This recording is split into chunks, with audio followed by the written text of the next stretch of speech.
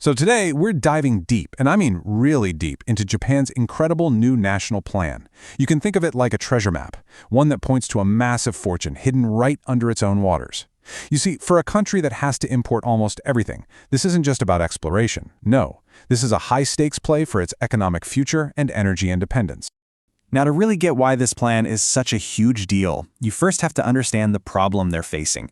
For decades, Japan's economic success has been fueled by resources from other countries, and that creates this massive vulnerability, right at the very heart of its national security. And this number, well, it says it all. Nearly 100%. That's the percentage of essential energy and mineral resources that Japan has to import. Just let that sink in. Almost every bit of oil, all the natural gas, and the critical metals that build our modern world, it all has to be shipped in from somewhere else. It's like this economic lifeline stretched thousands of miles across the ocean, and it's incredibly fragile. And this isn't just some abstract number on a spreadsheet. This quote, and it comes directly from the government's plan, it spells out the stark reality. Any little problem in a country they buy from, or any disruption along a shipping route, boom, it can send shockwaves through the entire Japanese economy. This is the urgent, high-stakes problem that's been a shadow over Japan for generations, and it's the real reason for the incredible plan we're about to break down. So, you're facing this massive challenge. What do you do? Well, the answer isn't just one single project. It's this huge, multi-decade national strategy. This is where we get into the real meat of the plan. A carefully designed roadmap to a future where Japan, hopefully, can control its own resource destiny. Okay, so the official name is the Marine Energy and Mineral Resources Development Plan. A bit of a mouthful, right? Let's just call it what it really is, a treasure map. The whole idea is for the government to lead this systematic effort to survey, develop, and then eventually commercialize the insane amount of untapped resources that are just sitting on the seafloor within Japan's own borders. And the treasure chest for this hunt? It is absolutely immense. We're talking about Japan's exclusive economic zone, or EEZ. It's this huge area of the sea where Japan has the rights to all the resources. And get this, Japan's is one of the biggest on the entire planet. It's this vast underwater territory, just full of potential, that's been mostly unexplored. Well, until now. So this treasure map points to two main types of treasure. Let's start with the first one, because it's arguably the most revolutionary. We're talking about a potential new source of energy that could totally change Japan's future, and maybe even the world's. It's called methane hydrate, but pretty much everyone calls it by its nickname, burning ice. And it's just what it sounds like. It's this incredible substance where natural gas is literally trapped inside frozen water. It looks like ice, but if you put a match to it, it burns. And the seabed around Japan is thought to hold enormous amounts of it, maybe even enough to supply the country with natural gas for a whole century. And listen, this isn't just some sci-fi dream. What you're looking at here is the official government roadmap to make burning ice a reality. The goal is crystal clear. Get the technology ready so that private companies can start commercial projects by the year 2030.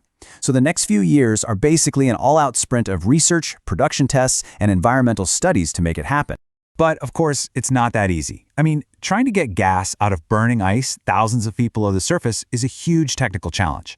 The plan itself lays out the biggest hurdles. They've got to figure out how to predict how it will behave, how to get a stable, long-term flow, and of course, how to make it cheap enough to compete with regular gas. And maybe, most important of all, how to do it without damaging the marine environment. Now, while burning ice is definitely the futuristic part of the plan, they're also keeping their feet firmly on the ground. The strategy also calls for an aggressive search for good old-fashioned oil and natural gas in Japan's own waters. And the logic there is pretty simple. Any domestic fuel they can find is fuel they don't have to import. It all helps. And when I say aggressive, I mean it. The scale of this is just massive. This roadmap for oil and gas shows a target of surveying an incredible 50,000 square kilometers with advanced 3D seismic tech by 2028. To put that in perspective, that's like creating a super detailed underground map of an area bigger than the entire country of Switzerland, all to find the best spots to drill. All right, so that's the energy part of the treasure hunt. The second target isn't fuel, it's the minerals. You know, the stuff that powers all of our 21st century technology. The raw materials inside every single smartphone and electric car. Okay, first up, seafloor hydrothermal deposits. Picture this. Way down deep, there are these underwater volcanic vents just blasting out superheated mineral-rich water. When that hot water hits the freezing cold ocean, all the dissolved metals just drop out and build up over thousands of years. They create these incredible mounds that are packed with copper, lead, zinc, even gold and silver. They are literally treasure chests just sitting there on the bottom of the ocean. And the way they're going about this is super methodical. This roadmap here, it lays out the whole plan to develop the robotic mining and lifting tech you would need to harvest these things. It's a very careful, step-by-step process of designing and testing, and it's all leading up to a major review in 2027. That's when they'll decide the best path to actually start commercial mining. The other big mineral they're after is in something called cobalt-rich crusts. Basically, these are metallic layers that form on the sides of underwater mountains over millions and millions of years. And, like the name says, they are packed with cobalt, which is an absolutely essential metal for the high-performance batteries that power every single electric vehicle. With the whole world shifting to EVs, getting your hands on a stable supply of cobalt is a massive strategic goal. So how do you get this cobalt? Well, you can't just buy the tools off the shelf. Japan is basically having to invent them from scratch. This roadmap details the plan to build and then test a brand new mining machine specifically designed to scrape these valuable crusts right off the underwater mountains. They're inventing the tools for a whole new era of deep-sea mining. Okay, I know what you might be thinking. A massive plan for deep-sea mining and resource extraction, that raises some huge environmental questions, right? Well, this isn't being set up as some reckless gold rush. In fact, a surprisingly big and really critical part of this whole strategy is dedicated to a technology that many see as essential for fighting climate change. And that technology is called carbon capture and storage, or CCS. The idea is pretty simple, actually. You capture the CO2 emissions from places like power plants before they get into the atmosphere, and then you pump that CO2 deep underground into stable rock formations to store it forever. And guess where some of the best potential storage sites are? Yep, in the exact same undersea geology they're already exploring for oil and gas. And Japan is placing a huge bet on this tech. This quote from a related government report just puts it so bluntly: without CCS, there is no carbon neutrality. It's seen as an absolute must-have for cleaning up heavy industry and hitting the nation's climate goals. So this makes the whole exploration of the seabed a kind of dual mission: find resources to take out and find safe places to put our emissions back in. And the ambition here is really clear. Just like with the burning ice, the CCS roadmap sets a firm target: have a business environment ready for commercial projects to start by 2030. The government is planning to back the first few big projects to basically kickstart the entire industry, from capture to transport to permanent storage. The first goal is to have the capacity to store between 6 and 12 million tons of CO2 every single year by 2030.